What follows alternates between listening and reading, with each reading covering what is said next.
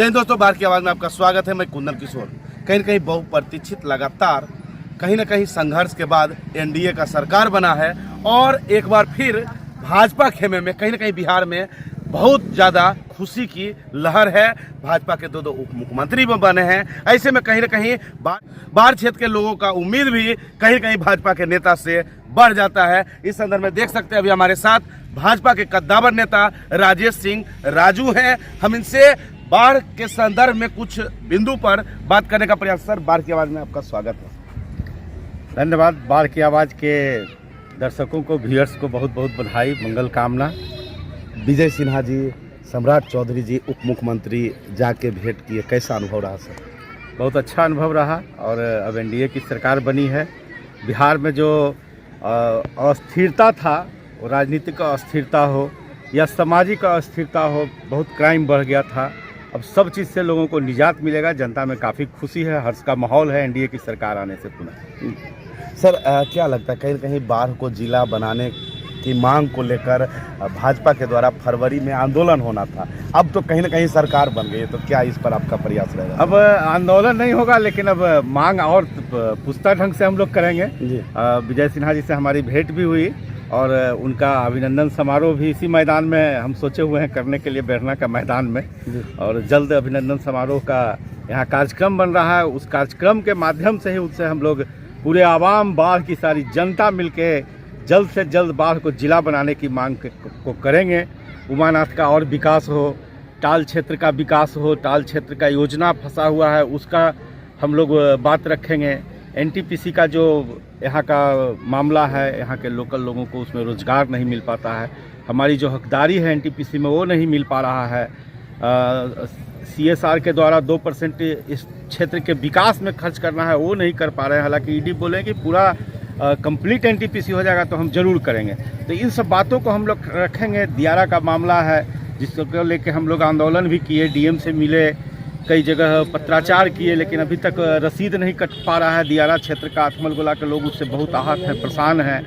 अगर इन सब मामलों को लगातार मेरी मांग, अब तो एनडीए की सरकार आ गई है, अपनी सरकार आ गई है, तो हम अब और प्रखरता के साथ मांग को रखेंगे और निश्चित रूप से इन सब कामों को हम लोग आगे बढ़ाएंगे और ये मांग जो है पूरा होगा।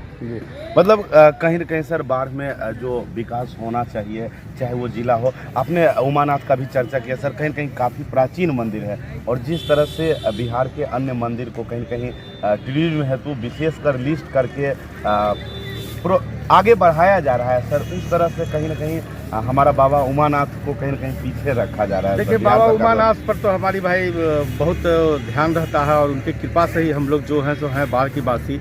9 नाथों में एक उमानाथ का मांग मेरा सदा से रहा है और अभी टूरिज्म विभाग के द्वारा लगभग 2 करोड़ के लागत से सब चीज़ बना है। सीढ़ी घाट बन गया जो टूटा हुआ था और शेड वगैरह भी बना है, यात्री शेड बना है, हवन कुंड वगैरह बना है। लेकिन हम भी इतना से संतुष्ट नहीं, और विकास होना चाहिए। यहाँ बड़ा कन्वेंशन हॉल एक बनना चाहिए जहाँ बड़ा कार्यक्रम हो, शादी का मंडप और बड़ा बनना चाहिए।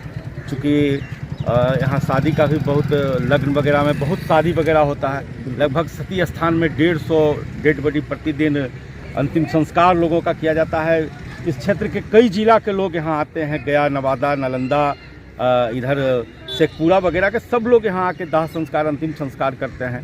तो वहाँ का भी मेरा मांग है कि एक मुक्ति केंद्र खूब बढ़िया बने, जिस लोग का अंतिम संस्कार के लिए एक बढ़िया प्लेटफॉर्म बने, जो कि जिसका अभाव है। वहाँ फ्लड लाइट के लिए भी बोले हुए हैं हम, और विभाग में हम लगातार इन बातों को रखते रहते हैं। अब मेरी सरकार आई है, पहले हम लगातार, आप लोग देखते होंगे कि हम मंत्री से मिलकर कुछ न कुछ यहाँ का मांग को रखते रहे। अब सब लोग अपने आ गए हैं तो अब कुछ काम तेज़ी से बढ़ेगा, हमको विश्वास है। और हम आपके जनता को भी, बाढ़ की जनता को भी बाढ़ की आवाज़ के माध्यम से हम विश्वास दिलाते हैं कि जो भी समस्या है, जो भी काम है, वो सही ढंग से होगा। वो प्रशासन का भी काम जहाँ भी किसी का रुकता है वो सब सही ढंग से होगा।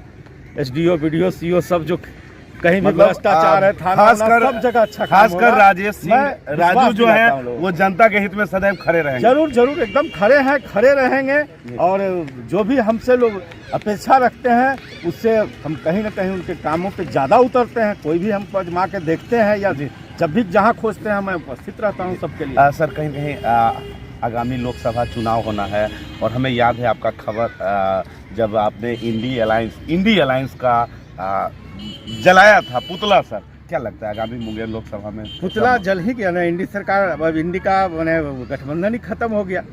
माननीय नीतीश कुमार जी ने उसका नींव रखा था और हम लोग तो नींव को ही हिला दिए। जड़ ही खत्म हो गया तो उस पर महल क्या बन सकता है? इंडी गठबंधन का पूरी तरह से पुतला हम लोगों ने दहन किया और इंडी गठबंधन अब खत्म है। मुंगेर लोकसभा में देखिए अब एनडीए में कई घटक दल साथ में है। अब जिनका भी यहाँ से सीट हो, जदयू का हो, भाजपा का हो, लोजपा का हो, जिनका भी होगा, हम लोग पूरी मजबूती से चुनाव यहाँ से लड़ेंगे और लगभग 1.5 से 2 लाख से वोटों से हम लोग की जीत सुनिश्चित है। बहुत बहुत धन्यवाद। बहुत बहुत धन्यवाद। तो आपने सुना भाजपा के कद्दावर नेता राजेश सिंह राजू को, जिन्होंने बाढ़ क्षेत्र के विभिन्न समस्या एवं आगे जो इनके सहयोग से जैसा इन्होंने वादा किया कि प्रयास किया जाएगा।